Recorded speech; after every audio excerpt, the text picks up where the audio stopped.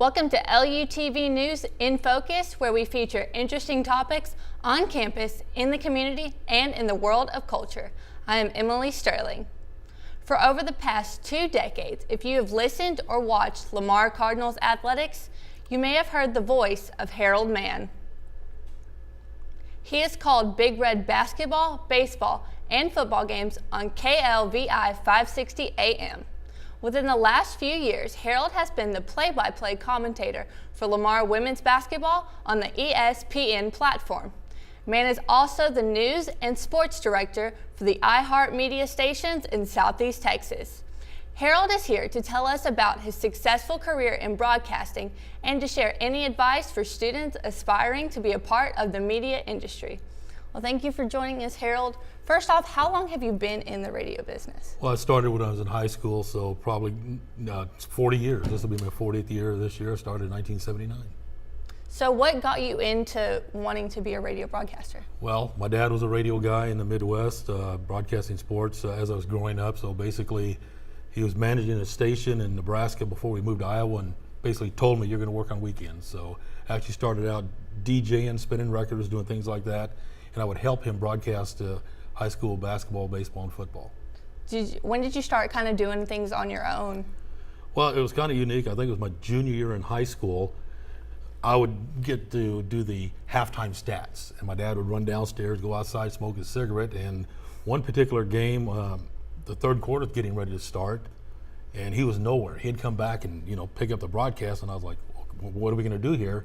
He was actually in the car listening to the game on the radio to see how I would handle the situation. So I just picked it up and started broadcasting the third quarter, and really never looked back. So how did you get all the way down to Beaumont here at Lamar? I had family locate down here.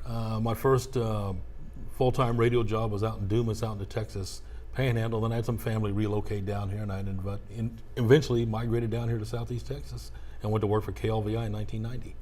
So what brought you specifically to Lamar and started doing the baseball and basketball and football games? Well, since I think 1976, 77, KVLI has been broadcasting Lamar Athletics, and a long-time Lamar play-by-play guy, Dave Hofferth, really helped me out a lot. He transitioned into TV, and I was able to pick it up after that. And so what has been your favorite thing about doing Lamar Athletics? The people, the fans. The fans here at Lamar University are great. The student athletes, coaches, just everything involved with Lamar. It's a lot of fun. I think one of the biggest questions I'm asked, what is your favorite sport to broadcast? And to be honest, it's the current sport I'm doing. If I'm doing football, I'll say, yeah, I like football. If I'm doing basketball, it's basketball. The same with baseball. I really love them all. And so with doing Lamar Athletics for all these years, has there been like a game that has stood out or been very memorable for you to do? Oh, without a doubt. Going back to 2010, the return of football. When they brought football back, and we go over to Lake Charles and play McNeese State for the first time in 20 years since the football program had went away, actually 21. And even though Lamar lost that football game that evening over in Lake Charles, he came out of there with an exciting feeling because a lot of fans went over there for it, just the excitement. Then the following week, 17,000 fans over at Provost Humphrey Stadium for the first home game in 21 years. So those two games probably jump out at me the most. And then, of course, some NCAA baseball regionals, the FCS football playoffs this year up in northern Iowa, and the NCAA basketball tournament I got a chance to do in 2012. And how was it for it to kind of come full circle and you were able to go back to Iowa doing what you loved? It was great because it's a school I went my last 2 years of high school in. At State, I went to Red Oak, Iowa. It's probably about an hour and a half from Cedar Falls. And for me, it was pretty cool to go back to Iowa where I got it started in my broadcasting career to do an FCS playoff game. That was a lot of fun.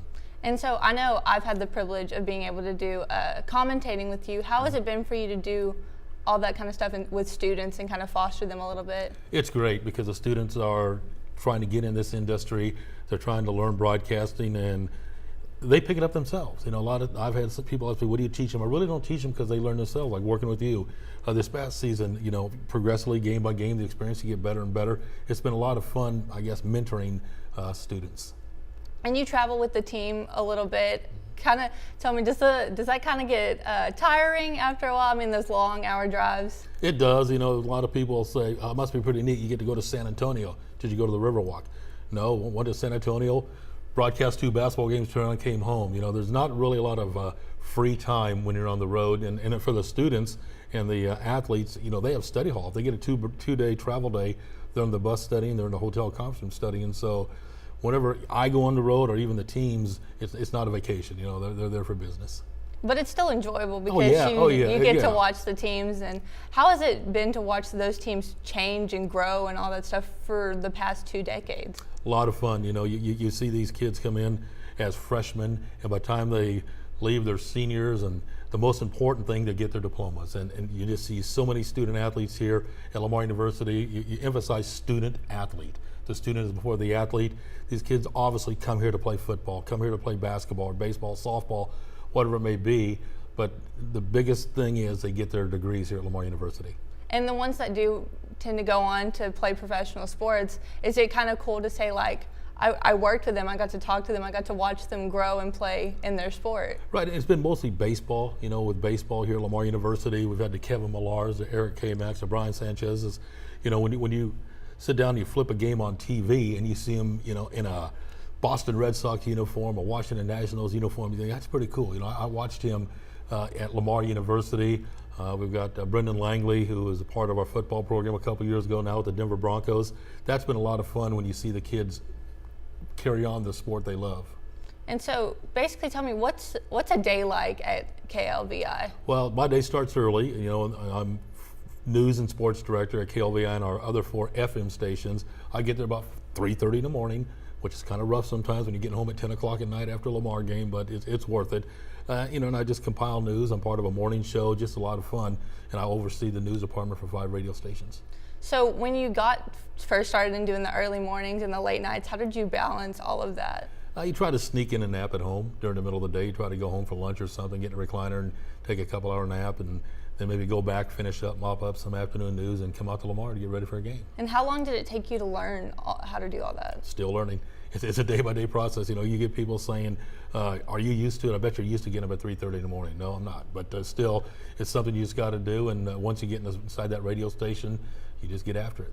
And so if a student were to come up to you and ask, like, what is the best way to get into this industry, what would you tell them? Well, for the most part, you know, on the TV side especially, intern. You have to go somewhere, you intern during the summers, and just you got to realize as a student, whether it's radio or TV, when you graduate, you get your diploma, which is outstanding. That's great. That's what you're here for, but you're not going to be an anchor.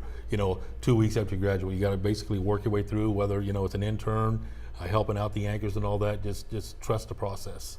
And can students come in and intern with you at KLVI? Yeah, we could probably work something out on that. We really haven't had a whole lot of internship, but we've been trying to work with Lamar University on creating students to come in to help us. And basically, what is the best advice someone has given you that you can give students? Just live out your dream. If it's a passion, if something you really want to do, don't give up. Now, the industry has changed so much. I'm not really sure about TV, but in radio, the industry has changed so much over the years, more technical with technology and that, but never give up. If you want to do it, never give up. And thank you, Harold, for taking time out of your day to come talk with us. And thank you for watching LUTV News in Focus. To see more content from LUTV News, follow us on Twitter and like us on Facebook.